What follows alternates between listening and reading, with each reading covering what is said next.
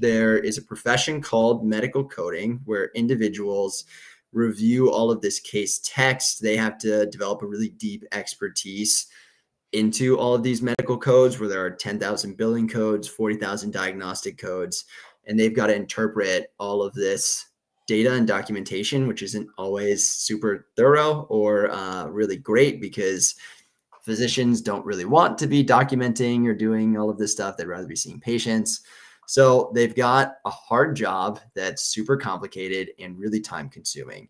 So what we do is we've got automated model that can essentially predict codes and assign codes off of the procedural text or really the health system data that's there. And it just does it a lot faster. So there's, effects that are really positive for the providers and it's more accurate. So when you're getting the medical codes wrong, you're not getting paid. About 15% of all cases are denied, and there's not a large enough workforce to go fight all these denials. So health systems just write off millions, if not tens of millions of dollars a year because of this. We can get all into like how healthcare and that operational side of things is just a mess. But it's a mess. Yeah.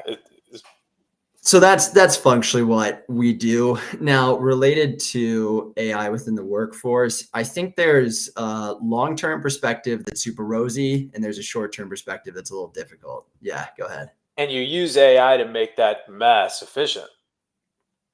Yeah. So it's our solution is specifically, again, natural language processing, machine learning. So we can process like 1 million codes in a day versus like Michigan has 120,000 cases a year that takes a ton of people and a lot of time.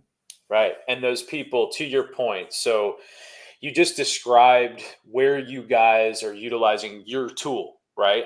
And it's in a place where for these people to be effective, they have to learn a ton of codes. So they have to do a lot of upskilling to be useful.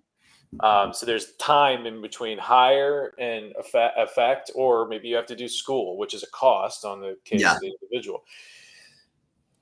The pay for the position is relatively low, so people aren't motivated and excited to do it, right? And then there are issues when these people make mistakes that costs the medical providers money, which is an efficiency issue. So it's almost not even effective for those companies to have those people hired because they have to pay them and then they're losing money because of them in an already inefficient situation.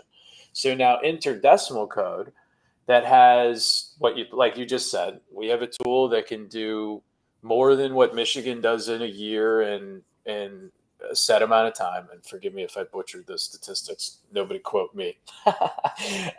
And it's reliable. You only need one. You've done the training, right? You guys are doing the training as opposed to having to have a trainer train all these people or whatever the case is. Seems like you guys have found a good place for AI to kind of fit into the equation. Yeah. And so, I'll mention a couple things here. The first is that, our goal, especially in the near term, is not to go in and say, hey, fire all of your medical coders and just use decimal code. Like we built this solution at Michigan Medicine. My co-founders are researchers. It was built with the input from the coders who love what we're doing. So basically, we alleviate a lot of the mindless, not fun parts of their job. And then we automate all of these easy cases. Like if you just have a simple, I don't know, like ultrasound that's happening time and time again, like we can just knock that out. You don't have to spend like your day going through 100 of those. And then on the more difficult cases where coders are probably spending majority of their time anyways, like we give them much better data to make that final determination.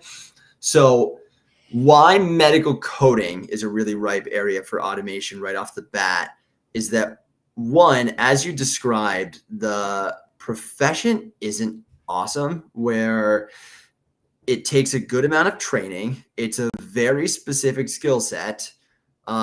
You don't get paid like incredibly well, and it's just not like a super fun job with a lot of upward mobility. So in today's day and age with like the gig economy and all that, it's just not an area that people are gravitating towards all that much. So